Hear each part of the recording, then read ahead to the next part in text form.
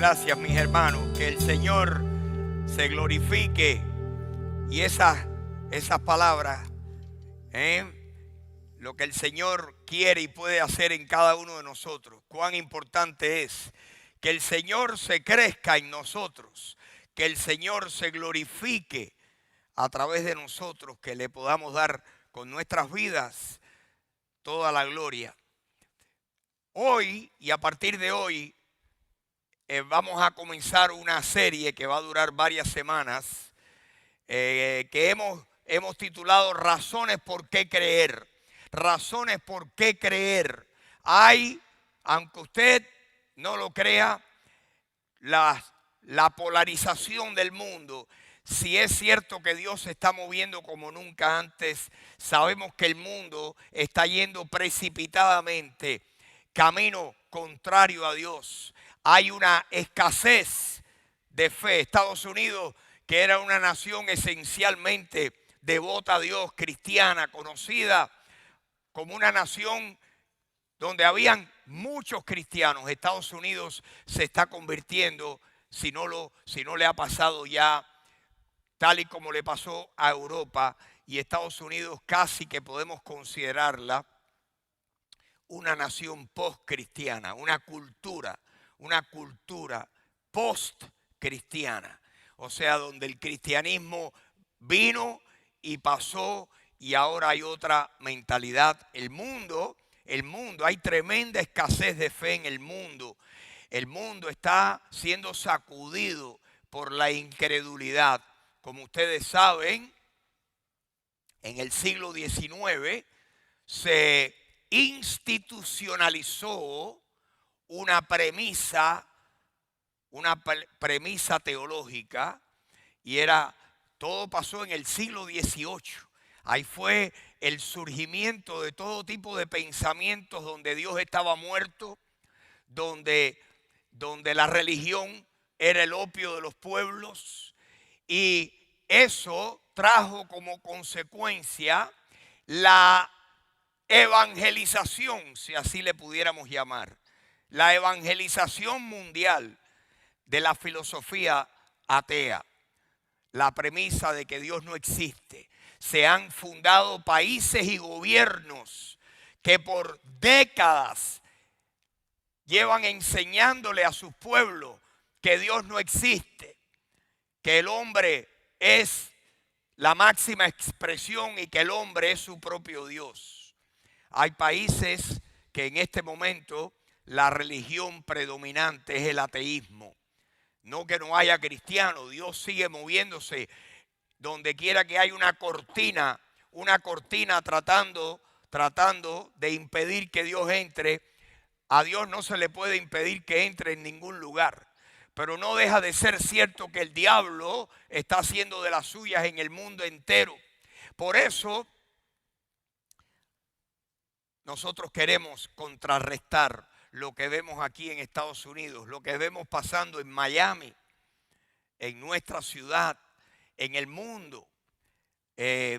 Personas, la cultura post-cristiana, la mentalidad post-cristiana, o sea que pasó más allá del cristianismo, es la postura esta de que nadie sabe, que la verdad no es absoluta, de que nadie sabe lo que es verdad, que no se puede saber lo que es verdad, y que por lo tanto Dios, ni la Biblia, ni Jesucristo tienen ninguna relevancia, que en realidad la relevancia la tienen otras maneras de pensar, todas causadas por el hombre, por la sociedad. Nosotros queremos contrarrestar eso. Nosotros queremos responder con la palabra de Dios. Nosotros creemos que en un mundo donde posiblemente en la vida de millones la fe escasea como nunca antes. Y yo quiero usar como referencia las palabras de Jesús, que en Lucas capítulo 18, Jesús un día hizo una pregunta. Quiero que usted la piense. Esta pregunta es muy seria. Yo no profeso tener la respuesta, pero tremenda pregunta, una pregunta muy preocupante. Jesucristo dijo en Lucas capítulo 18, cuando el Hijo del Hombre venga, ¿hallará fe en la tierra? Cuando el Hijo del Hombre venga, en otras palabras, cuando regrese, ¿hallará fe en la tierra? Esa es una pregunta hecha por Jesús, muy preocupante. ¿Cómo respondemos nosotros a eso? Predicamos más arduamente la palabra de Dios. Predicamos más, proclamamos más la veracidad de la Biblia. Proclamamos más todavía la divinidad de Jesucristo, la existencia de Dios. Por eso, hoy y durante unas cuantas semanas vamos a estar hablando razones por qué creer. Razones por qué creer. Y vamos a desarrollar este tema y lo vamos a dividir en varias semanas. Razones por qué creer. Luego, cuando terminemos esta serie, en algún momento en el mes de febrero, vamos a saltar a otro tema.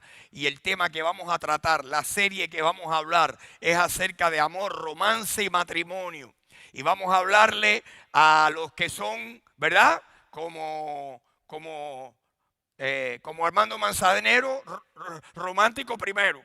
Y después a los que perdieron el romance, a los que tienen que recuperarlo. Vamos a hablar del matrimonio por allá por el mes de febrero. Así que ya si Dios quiere, continuaremos estas dos series en las próximas semanas. Razones por qué creer. Razones por qué creer es el título de la serie. Y yo creo que para comenzar en esta mañana, todos los que estamos aquí nos beneficiamos si a nosotros nos dan razones por las cuales nosotros creemos. Y hoy le voy a explicar algunas razones por las cuales nosotros creemos. Vamos a estar hablando hoy de razones por qué creemos que Dios existe. Y en el futuro, por qué creemos que la Biblia, por qué creemos en la Biblia como la palabra de Dios. Y por qué creemos en Jesucristo como el único ser inigualable que ha caminado sobre la tierra. De esos temas hablaremos en el futuro. Pero para los cristianos, triste decirlo, muchos cristianos que no han estado adentrados en la Biblia, que no han sido profundos estudiantes de las Escrituras, necesitan su fe fortalecida. Y aún otros, la fe se puede debilitar cuando miramos el mundo que nos rodea y nos damos cuenta que nuestros amigos, que nuestros vecinos, que nuestros jefes de trabajo, que para ellos Dios no es importante y que personas están teniendo éxito económico y que aparentemente están disfrutando la vida. Nos sacude la fe a nosotros los cristianos y nos preguntamos, ¿seguro que yo estoy creyendo la verdad? Porque veo que los que no creen como yo la están pasando muy bien. Y muchas veces eso sacude nuestra fe. Y es importante fortalecer la fe. Si tú eres cristiano y tú estás aquí en esta mañana, tú necesitas fortalecer tu fe. Y lo que yo voy a hablar hoy tiene como objetivo número 1, fortalecer tu fe. Fortalecer tu fe y que Dios te haga a ti un mayor convencido. Un convencido. Yo quiero que ustedes sepan que aún en momentos donde mi vida espiritual no es todo lo que debiera ser, yo estoy plenamente convencido que yo he creído la verdad, que la Biblia es la palabra de Dios, que Dios existe, que hay pruebas contundentes por las cuales yo creo que existe un Dios personal, todopoderoso, invisible, que este libro es su revelación al mundo y que Jesucristo es su Hijo y es mi Salvador. Y que yo tengo una esperanza viva, esperando que en mi vida se cumpla todo lo que Dios ha prometido. Yo espero que tú estés convencido de lo mismo que estoy convencido yo. Pero si no lo estás, o si estás un poquito débil en tu fe, yo creo que lo que vas a oír esta mañana debe fortalecer tu fe. Además de fortalecer tu fe, yo quisiera que en esta mañana todos los que estamos aquí pudiéramos estar un poquito mejor preparados, para poder defender nuestra fe. ¿Estás tú preparado para poderle presentar a personas razones, evidencias de tu fe, para poder conversar inteligentemente, convincentemente de tu fe? Yo creo que eso es lo que Dios quiere. Y fíjense si es así, que les voy a mostrar este versículo. Si me pueden poner ahí, por favor, Luis, Primera de Pedro, capítulo 3. El apóstol Pedro le habló a las personas a quien él le escribió esta carta, que le llamamos Primera de Pedro. Pero esta carta, pues en segundo plano, fue escrita para ti y para mí, para todos los cristianos de todos los tiempos. Miren lo que dice, lo que Pedro le dice a aquellos creyentes y a ti y a mí si somos creyentes. Dice que nosotros debemos santificar a Dios. Debemos santificar a Dios el Señor en nuestros corazones. ¿Qué significa eso? Santificar a Dios es que nosotros le debemos de crear un lugar, apartar un lugar especial a Dios en nuestros corazones. ¿Ocupa Dios un lugar especial en tu corazón? ¿Qué número ocupa Dios en tu corazón? ¿Número 2? ¿Número 3? ¿O número 1? Santificar a Dios es cuando le decimos, Señor, tú ocupas el lugar central de mis deseos, de mis pensamientos, de mis anhelos, de mis decisiones. Santificar al Señor, dice aquí que debemos santificar al Señor Dios en nuestros corazones. Y, segundo punto, estar siempre preparados. Debemos prepararnos. ¿Para qué? Para presentar, ¿qué cosa? Defensa. Para presentar defensa. Para defender algo. Van a ver qué cosa. Debemos de presentar defensa, no con arrogancia, no con prepotencia, no con orgullo de que yo sé más que tú eres un ignorante, tú eres una persona de segunda categoría porque no llegas al nivel que estoy yo. No, nosotros necesitamos presentar defensa con mansedumbre y reverencia. ¿Ante quién? Ante toda persona, cualquiera que nos pida, que demande razón de la esperanza que hay en nosotros. Cualquier persona, tu familiar, tu compañero de trabajo, nosotros los cristianos no solamente debemos de estar fortalecidos y convencidos internamente de que estamos nosotros, de que tenemos la verdad, sino que necesitamos estar preparados para poder presentar una defensa cuando alguien nos demanda y nos pide, cuando necesitamos dar una explicación de la fe, de la esperanza que hay en nosotros. Y te quiero preguntar, ¿estás tú preparado? ¿Puedes tú presentar defensa? No hay razón alguna por la que ninguno de nosotros no presente defensa de la esperanza que hay en él o en ella. Dios quiere que seamos testigos de él. Dios no quiere que tú y yo seamos Dios. Dios quiere que nosotros seamos testigos de Dios. Eso significa que estemos preparados para decir, yo creo por esta y por esta y por esta razón. Y que nuestros argumentos sean contundentes y que sean convincentes. Quiero decirles que el mundo está lleno de personas que no creen en Dios. Y le voy a dar mi explicación. ¿Por qué es que hay personas que no creen en Dios? Porque yo quisiera hoy hablar un ratico, el ratico que me queda. ¿Por qué creemos en Dios? ¿Por qué creemos en un ser supremo?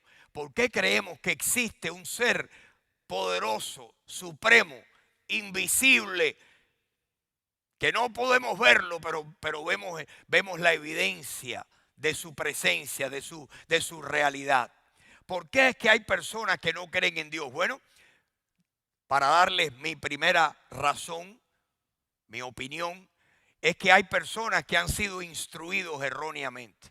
Hay personas que no se les ha instruido desde pequeños que Dios existe.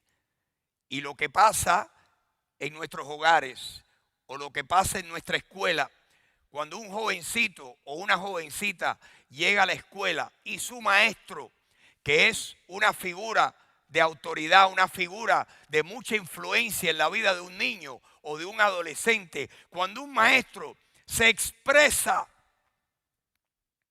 negativamente acerca de la existencia de Dios, tiene una gran influencia, donde único pienso yo que se puede contrarrestar semejante enseñanza filosófica es en el hogar.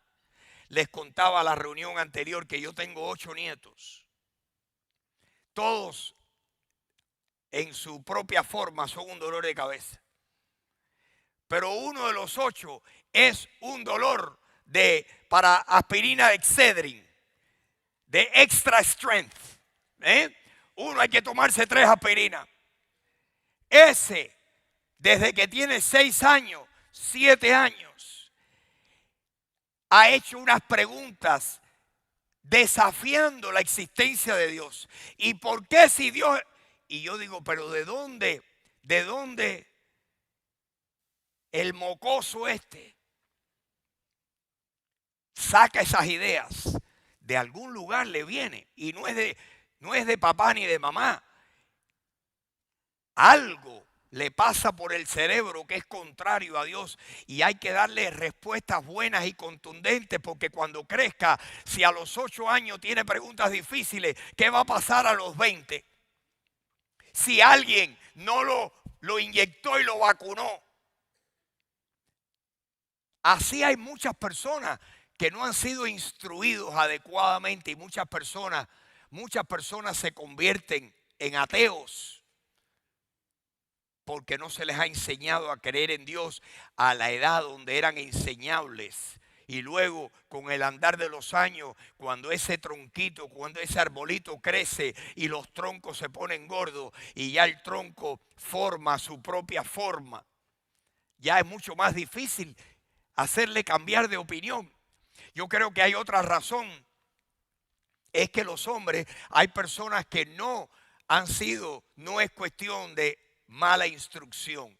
Han sido personas que han crecido y a pesar del hogar que tuvieron, de la enseñanza a una edad temprana que tuvieron, la vida van llegando a distintas conclusiones y llegan a razonamientos y a conclusiones erróneas.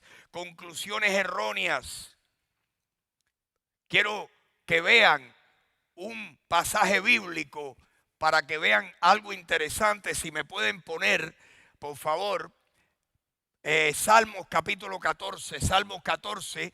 Miren lo que dice aquí el salmista en el capítulo 14, versículo 1. Dice que el necio, la persona necia, ha dicho en su corazón, no hay Dios. ¿Quién es el necio? Necio no es una persona intelectualmente incapaz.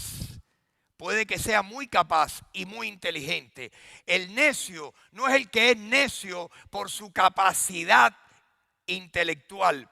El necio es necio por su filosofía de vida.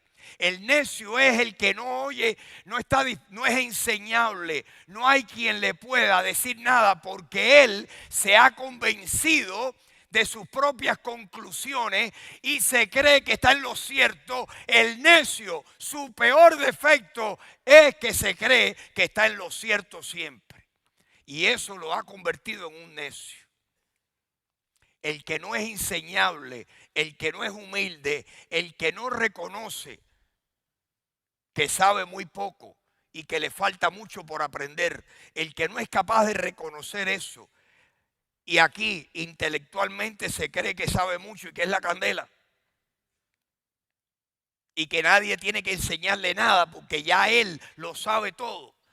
El que llega a esas conclusiones, Dios dice que ese es el necio, y muchas veces los necios observan la vida. Les cuento una anécdota real que me pasó a mí años atrás. viene un muchacho de nuestro ministerio de jóvenes y me dice: Freddy, estoy en la escuela y tengo mi compañero de escuela que tiene 16 años y es ateo. Dígole, pero ¿cómo ateo? 16 años ateo. Pero ateo que le sale espuma por la boca. Pero ¿cómo es eso? Bueno, vamos a hacer un plan para conocerlo y para tratar de conversar con él y evangelizarlo. Me dice: a ver si tú puedes, porque yo no puedo. Y nos reunimos, fuimos a jugar golf, el mini golf en esos parques de golf donde verdad es un espacio limitado. Y fuimos allí, nos pasamos un buen tiempo y después, pues de una manera muy suave, empezamos a hablar con él, ateo. Luego el joven cristiano viene otro día. Yo no le pude entrar, no le pude penetrar y me dice: Freddy, ya sé por qué está tan duro y tan renuente a creer en Dios. ¿Por qué es? Me dice: cuando era un poquito más joven, su papá y su mamá tenían una relación tan mala que decidieron divorciarse, y su papá vino un día y le dijo: mi hijo, tu mamá y yo nos vamos a separar y yo me voy de la casa. Y se tiró a llorar y a implorarle a su papá, y me contó que se pasó ese día toda la noche pidiéndole a Dios que su papá no se fuera de la casa. Y a la mañana siguiente, papá había recogido sus cosas y se mudó, y él se crió desde niño en un hogar solamente con mamá. Y concluyó: Dios no me oyó, Dios no me ayudó, Dios no me contestó. ¿Por qué? Porque Dios no existe. Y ahora no voy a creer en Dios. Es más, que voy a combatir a todo el que me diga que cree en Dios. Y se convirtió en un ateo que mordía. Qué interesante, una persona puede llegar a conclusiones erróneas. Dios no era ni el culpable, Dios sí existía, Dios no iba a violar la voluntad, la decisión de aquel hombre y de aquella mujer. Y lo cierto es que aquel niño no supo manejar lo que estaba pasándole y le echó toda la culpa a Dios. Las personas llegan a conclusiones erróneas porque miran la vida y ven sufrimiento y dicen: ¿cómo va a existir Dios cuando hay tanto dolor y tanto sufrimiento? Nosotros, mis hermanos, para que ustedes sepan, haciéndole un paréntesis, nosotros no entendemos todo el proceder de Dios ante el sufrimiento. Es más, que el sufrimiento no es ocasionado por Dios. Dios nos ha revelado de antemano de que hay alguien malo que está causando todo el dolor y todo el sufrimiento en el mundo, pero que Él nos da la esperanza de que un día Él viene a sanar la tierra. Esa es la esperanza que tenemos los cristianos y lo que creemos. Pero mientras tanto hay sufrimiento, pero personas concluyen de que hay sufrimiento, Dios no existe. Y si existe es malo y yo no quiero saber nada de él. Interesante que hay personas que, además de todo lo que les he dicho, hay personas que quieren ajustar su teología a su moral. Su teología. Nosotros creemos en ajustar nuestra moral, nuestros valores, nuestra filosofía. Nosotros creemos en tomar nuestra filosofía, nuestra moralidad y ajustarla a nuestra teología. Pero hay personas que lo hacen al revés. Agarran a Dios y, como ellos quieren vivir de esta manera, la única manera que pueden justificar vivir así es diciendo que Dios y la idea de Dios se tiene que ajustar a la opinión de ellos, y desechan a Dios. Desechan a Dios. Personas que convierten de Dios lo que ellos quieren para que se acomode a su manera de pensar o a sus prácticas morales. Muchas veces la moralidad de las personas, o la falta de ella, es la que domina la teología de las personas. Quiero que vean una cosa aquí en los versículos 2 y 3. Miren lo que dice. versículo 2, dice que Dios, primero dice que el necio ha dicho que no existe Dios, que Dios miró desde los cielos para la tierra, Dios miró desde los cielos a los hijos de los hombres para ver si había algún entendido que buscara a Dios. Dios está buscando personas, Dios está buscando adoradores, Dios está buscando personas en quien Él manifestarse. Sin embargo, encuentra un % limitado. Y miren lo que dice el versículo 3. ¿Qué descubrió Dios? ¿Qué encontró Dios desde hace muchos años? Que todos se han desviado, a una se han corrompido, que no hay quien haga lo bueno, no hay ni siquiera ¿cuántos? Quiero que usted sepa que si hay algo bueno en usted o algo bueno en mí, se lo debemos única y exclusivamente a lo que Jesucristo está haciendo en nuestras vidas. Usted y yo, solos, por cuenta propia, no somos buenos. Puede que seamos menos malos, pero bueno, solamente aquel que tiene el Espíritu de Dios viviendo dentro de sí, que Dios causa el fruto de Jesucristo que salga de nuestras vidas. Cuando usted haga algo bueno, espiritualmente bueno, no se lleve usted la gloria, désela al Señor. Recibe toda la gloria, recibe toda la honra, dásela al Señor. Pero aquí nos damos cuenta que la humanidad está desviada, la humanidad se ha corrompido. Desde el principio el hombre ha creado su propia idea de Dios, su propio concepto, sus propios dioses. Nosotros queremos ajustar nuestra manera de creer, nuestra cosmovisión, nuestra visión de la vida, nuestra visión del mundo, nuestra visión de la moral. Nosotros queremos ajustar nuestra cosmovisión a Dios y no ajustar a Dios a nuestra cosmovisión. Pero hay personas que esto que yo acabo de decir le es contrario, ajeno a su manera de pensar. Por eso nosotros necesitamos la intervención de Dios en nuestras vidas. Ahora, yo quisiera muy brevemente, me quedan muy pocos minutos, aunque está lloviendo afuera o va a llover, pero yo quisiera compartir con ustedes algunos argumentos que existen. Hay muchos. Hay muchas razones por qué creer que existe Dios. Ese ser supremo, fuerte, todopoderoso, creador, inteligente hasta lo máximo, omnisciente. Nosotros creemos en un Dios todopoderoso, omnipotente. Nosotros creemos en un Dios omnisciente que lo sabe todo. Toda la sabiduría reside en Dios. Amén. ¿Cuántos creen eso esta mañana? Los cristianos creemos eso. Claro.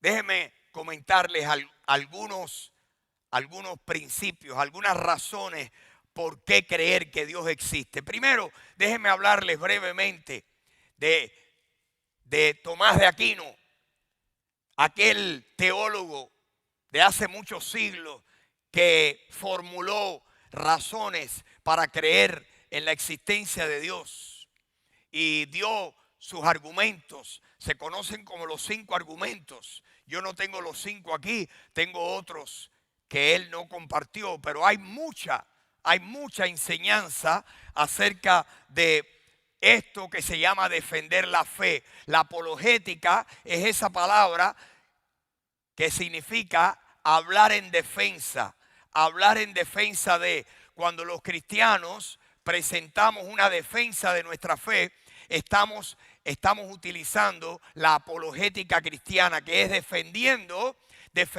la razón de nuestra fe. Y esto que les voy a comentar ahora son razones por las cuales nosotros creemos lo que creemos.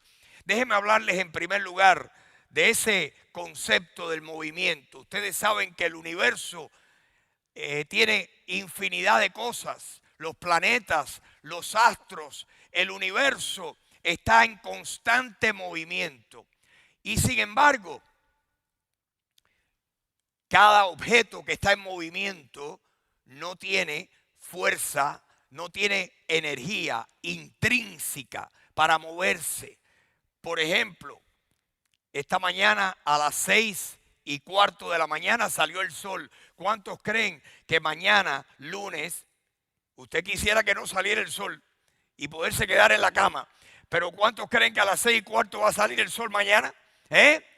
La Tierra da una vuelta cada 24 horas más o menos sobre un eje imaginario y le da la vuelta y es de día primero y luego de noche, o de noche primero y luego de día. Y la pregunta es, ¿dónde tiene la Tierra el motorcito? ¿Dónde tiene el motor que la hace moverse? ¿Qué la hace moverse? Porque la Tierra no tiene poder intrínsecamente para moverse, y los astros y las estrellas, el universo está en constante movimiento.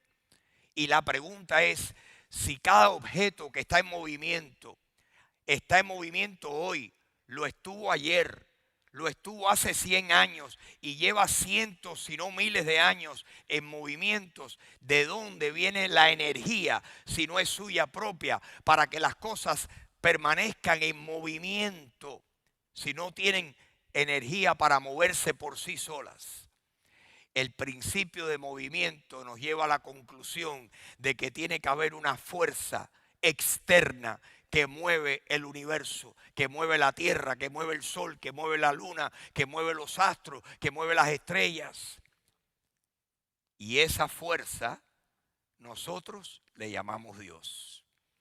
Dios, el ser todopoderoso que hace que todas las cosas se muevan y que se muevan con un propósito. El argumento de movimiento, el argumento de la causa y el efecto, de la nada y del algo.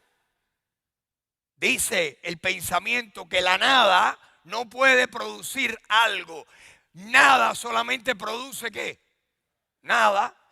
Lo único que puede producir algo es otro algo. Algo produce algo. Nada. No es lógico que nada y de la nada venga algo. En otras palabras, el algo y los algos que existen son producto de alguien, de algo muy poderoso que lo creó y lo produjo. Ese algo es a quien nosotros le llamamos Dios. Ese algo le llamamos Dios. Y le voy a decir otro. Vamos a hablar de la vida y de la no vida. Está comprobado que nada que no tiene vida puede producir vida. Lo único que puede producir vida es vida. Eso se comprobó. Se ha comprobado que algo, esto, que no tiene vida, no puede reproducirse y producir vida. Solo lo que tiene vida puede producir vida. El mundo en que nosotros vivimos está lleno de vida. Vida humana, vida, todo tipo de vida. La vida, la esencia de la vida, solamente lo lógico es que la haya producido vida, no algo sin vida. La no vida no puede producir vida.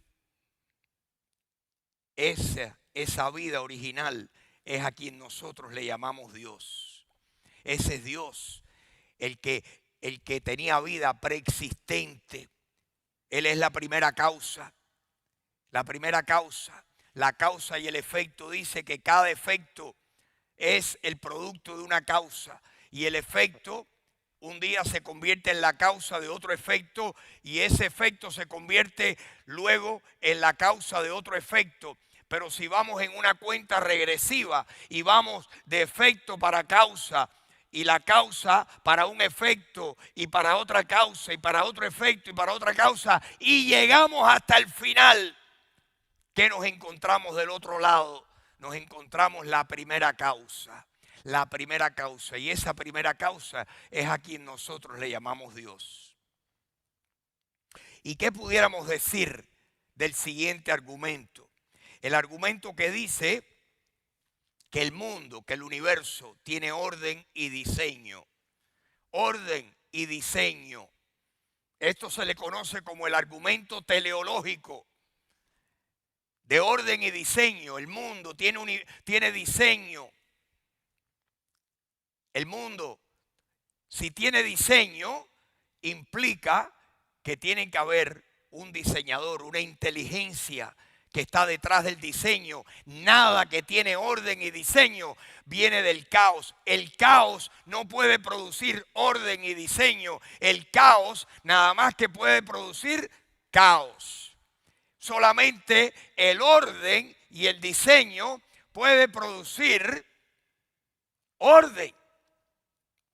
Quiero que vean este pasaje bíblico en Romanos capítulo 1.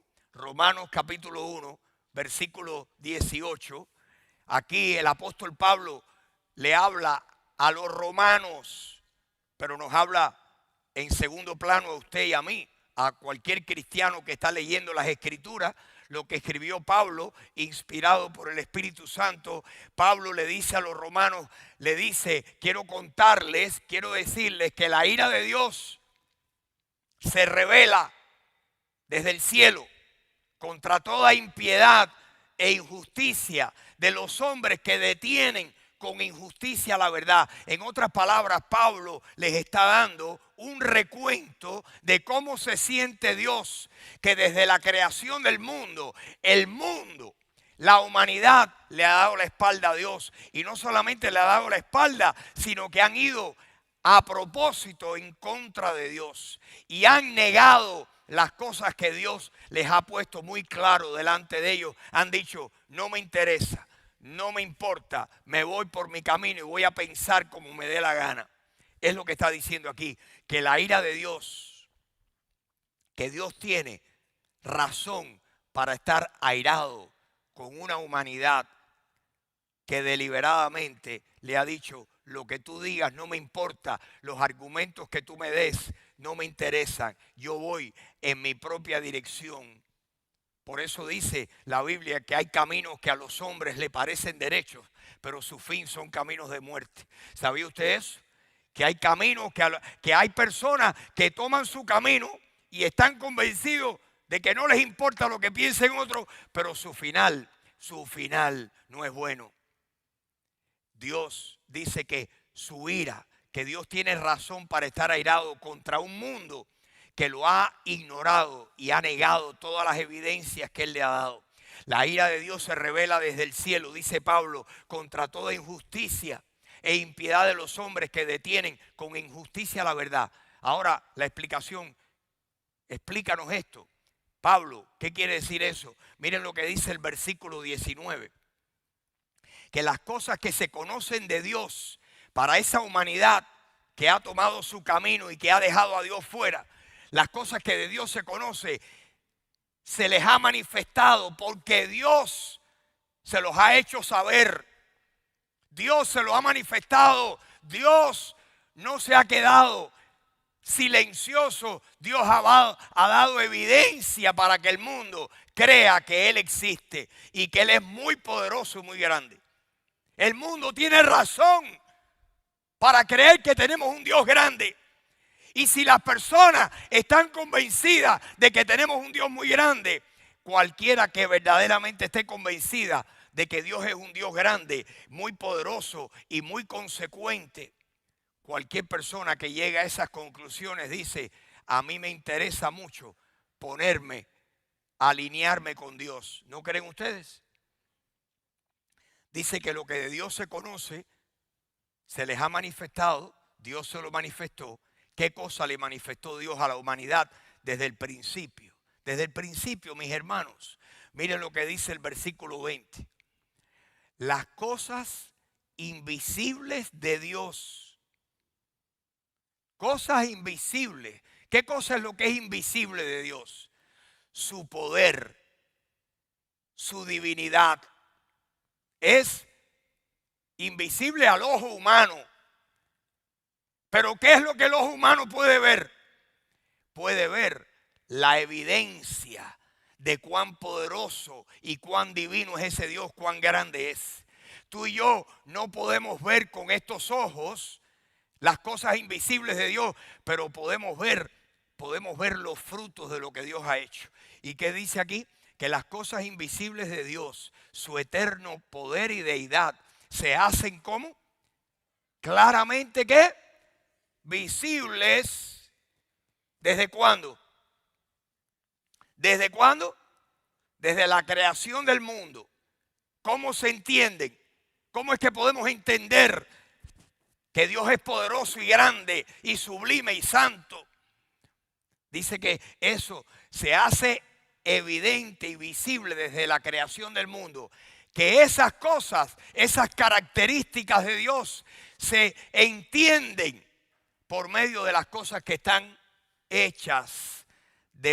Está lo que está creado, las plantas, el cielo, el agua, los alimentos para alimentarnos, nosotros, los sistemas que están en función en el ser humano y en cualquier cosa que está viva. Ustedes saben cuántos sistemas hay dentro de ti y dentro de mí, y todos son independientes, pero todos están trabajando en combinación con todos los demás sistemas. Nosotros somos el conjunto maravilloso de muchos sistemas. ¿Quién hizo eso? ¿Casualidad? Por ahí hay un libro escrito por un hermano americano que se llama Norm Geisler, que el libro se titula Yo no tengo suficiente fe para ser ateo. Yo no tengo suficiente fe para ser ateo, porque para ser ateo hay que tener más fe que para ser cristiano. Porque las cosas invisibles de Dios, su eterno poder y deidad, se hacen claramente visibles desde la creación del mundo, siendo que entendidas por medio de las cosas creadas. Díganme algo, mis hermanos. En el mundo hay orden y diseño. Dígame, este edificio, el que pase por la 107 y diga, mira eso ahí, el cemento cayó del cielo, ¡pac! Hizo todo esto. Yo estaba, el año pasado alguien me invitó a pescar y había un arquitecto en el grupo, habían varios, pero había uno que era el que decía que él era un agnóstico, que él no creía si existía Dios. Y yo me hice amigo de él y veníamos conversando y veníamos acercándonos hacia toda la línea de edificios en el downtown de Miami. Y yo le dije, fulano, mira qué cosa más linda. Y aquel edificio dice, ese lo diseñó alguien, mira qué diseño tiene. Y me daba su explicación artística. Y mira aquel, y mira aquel. Y yo le dije, fulano, ¿qué dirías tú si alguien te dice que todo ese cemento y todos esos cristales pasaron por casualidad? Sabía que lo tenía atrapado ahí. No me acuerdo qué respuesta me dio, pero espero que el pensamiento lo haya hecho pensar. ¿Cómo vamos a decir que algo que tiene? Díganme una cosa, miren, cada luz aquí está separada. Tienen una distancia igual, cada luz. ¿Usted cree que esos bombillos cayeron ahí solos? ¿O alguien los diseñó y alguien después lo llevó, lo ejecutó? Aquí hubo un ingeniero eléctrico que dijo, ¿cuánta luz hace falta aquí? ¿Y cuál es el grueso de los cables que hacen falta? Y tuvo que poner todos esos números en un plano, y otro ingeniero lo agarró y dijo, lo apruebo. Y si no estuviera esto construido. Que alguien pase por ahí que diga, casualidad. Que alguien pase por al lado tuyo y te mire y te diga, casualidad.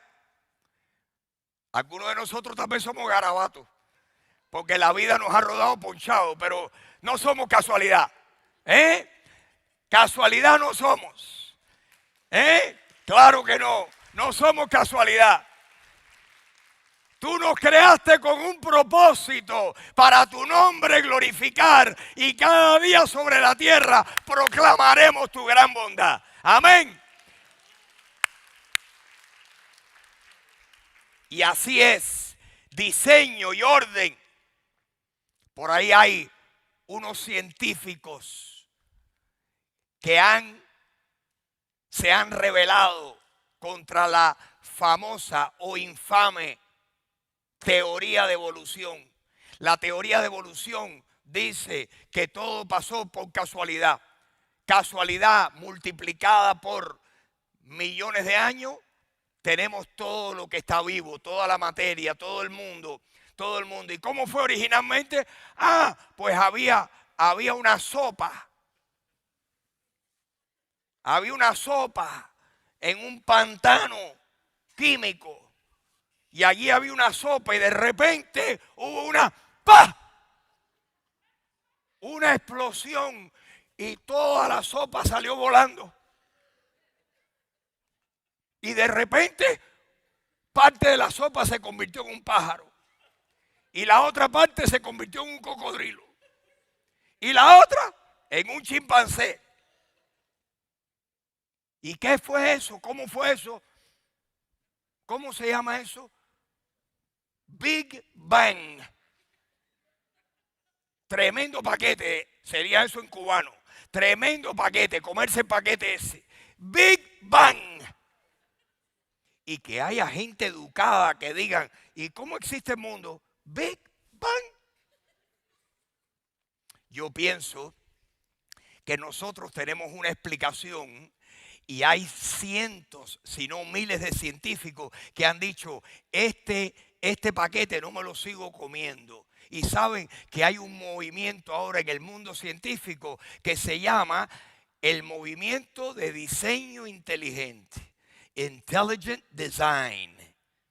Que es que dicen que todo que tiene diseño fue producido por una inteligencia superior. Esa inteligencia es la que tú y yo le llamamos Dios. Amén. Si tú no se lo llamas, yo se lo voy a llamar. Miren lo que dice 1 Corintios 8:6. Y con esto terminamos. 1 Corintios 8:6.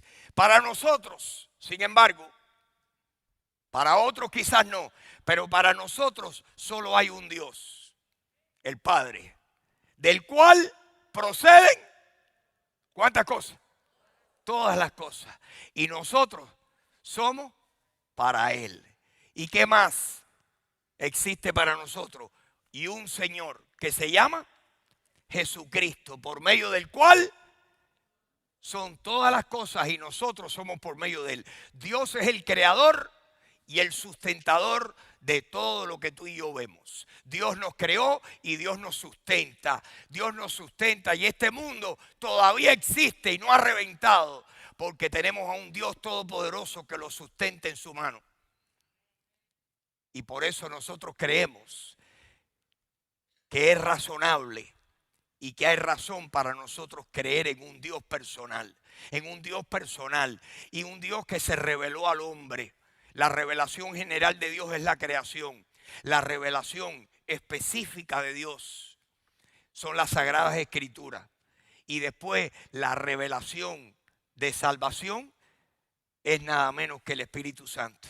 Así que nosotros tenemos la revelación general, la específica, que son las Escrituras, que nos enseña cómo Jesucristo es Dios hecho hombre, que vino al mundo y murió por nosotros, lo enterraron y resucitó, y que si tú lo recibes, el Espíritu Santo te hace nacer de nuevo y te conectas espiritualmente con Dios. Y si te conectas con Dios, estás conectado con Él para siempre y eres parte de la familia de Dios.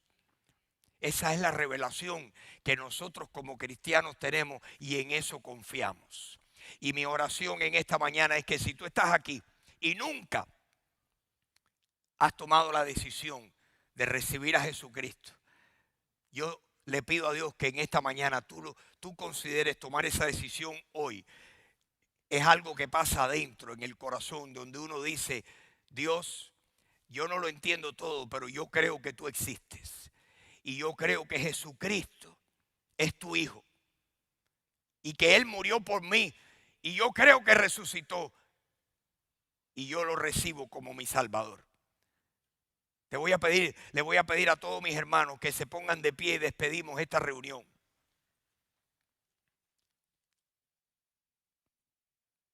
Señor, tú sabes, tú conoces a cada persona aquí. Tú sabes quién necesita la salvación que tú ofreces y quién la tiene ya. Señor, si hubiera alguien aquí que necesita recibir a Jesucristo en este momento, atráele a ti. Atráele, Señor, con tu espíritu. Atráele, Señor, con tus cuerdas de amor. Y, Señor, convéncele en esta mañana que tú le amas y que tú enviaste a tu Hijo a morir por él o por ella. Y que todo aquel que cree en Jesucristo recibe vida eterna, el perdón de pecados, la salvación, que es lo que tú ofreces a cambio de nuestra fe, la salvación de nuestras almas. Señor, si hay alguien aquí que necesita a Jesús, mi amigo, si tú lo necesitas, ahora mismo habla con el Señor. No tienes que hablar conmigo. Dile al Señor: Jesús, yo admito que Jesús es el Señor.